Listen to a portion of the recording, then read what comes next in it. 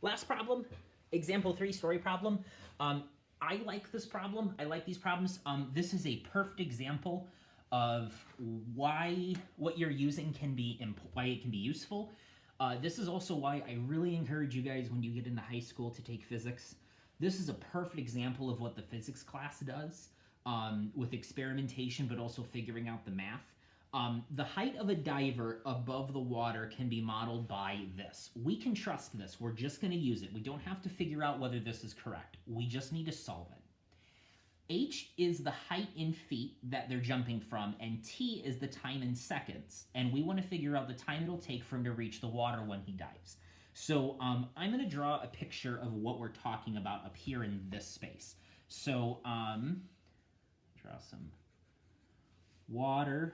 That's water. And then I'm a math teacher, not an art teacher. I draw a little diving board, and there's a person. So they're going to jump into the water, going, hopefully, this direction. So there's a way that I can use this to map out how long it'll take for him to go from here to here. I just want to use one of the methods we used up top. Everything else in this problem is pretty much irrelevant. It's just a scenario. All I really need is this. If I have that, I can solve this. What I want to do is take this and start by setting it equal to 0.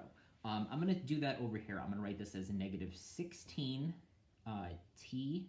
I'm going to warn you right now, I'm probably going to turn this into an x at some point just out of habit. If you use x instead, just make sure you remember what you're solving. We're trying to figure out how long it takes. So we're actually using t's because we're figuring out time. Then it's going to be plus 8t plus 48, and remember I want that equal to 0. There's a problem with the way that this is set up right now. And the problem is, if I go back to my original notes up top, I need my leading coefficient to be positive. Right now this is a negative 16. It becomes more difficult to work with this if it's a negative 16. My recommendation when this happens is to just take out a greatest common factor. Usually that's just a negative 1, but if you notice, I can divide all of these numbers by 8. I recommend dividing it by 8 because I don't need to necessarily use that 8 again, and it's going to make solving our problem much easier later on. If I take out a negative 8 from this, so imagine dividing everything here by negative 8. That would become positive 2t squared minus 1t. It becomes minus 1 because I'm changing the sign. And this would become a minus 6. I'm taking this negative 8 out to simplify this. The nice thing is that all I did was simplify it. I don't need to worry about necessarily using that 8 again in part of my answer. I can just press forward with solving this using the simpler version. So I need to look at what this is and figure out what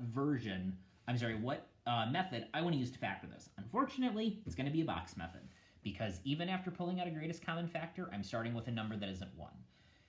But it's a smaller problem, which is nice. I'm going to start by doing my multiply and my add. Multiply these two numbers together to get negative 12 for my multiply. This number drops in negative 1.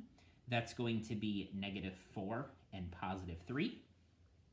These two are going to go into my box, along with this and this. I can pull from the new problem. So I'm going to write 2t squared here. And I'm going to put my minus 6 here. Sorry, I didn't draw my box.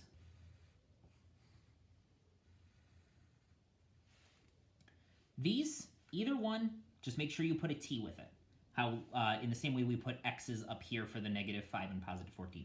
So I'm going to put my negative 4x here and my positive 3x here. Let's pull out what they have in common. See, I did it. There we go. Change them to t's. Thought I was going to get through it. Looking this way, the only thing they have in common is t. These have a minus 2 in common because they're both negative. I can for sure pull that negative sign out. Looking up here, these have a 2t in common, and these have a 3. I need to know if this is a positive or a negative. If I look back to this, I need to get negative 2 times some kind of 3 makes negative 6. If I make this negative, a negative times a negative would make a positive and wouldn't work, so I need to make this a plus. I want to take this, I want to take this, and I want to set them equal to 0.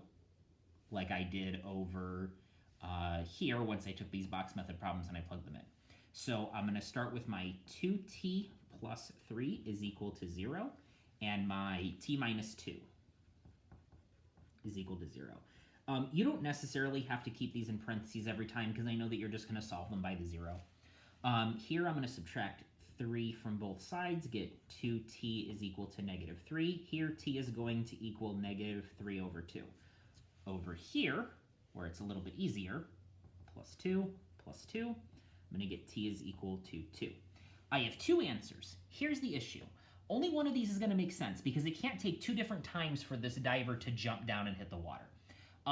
If you think about this as a grid, and do I have something, a marker?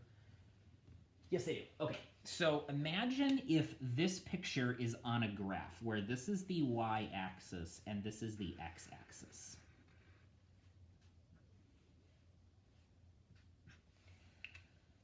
Time is moving forward, which means that when I graph this parabola, if you imagine this being the parabola that I graph, the water is actually the x-axis here. But when he jumps from the top of the diving board to the water, time's going to move forward. Time isn't going to go backwards between him jumping from the diving board into the water. So I'm looking for an answer here that's positive.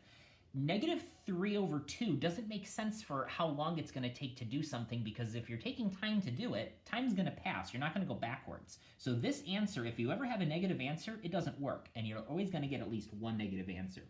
Over here, this is how long it's going to take, and remember, time is seconds. So because this is accurate, I can just figure out how long it'll take them to reach the water. It will take 2 seconds.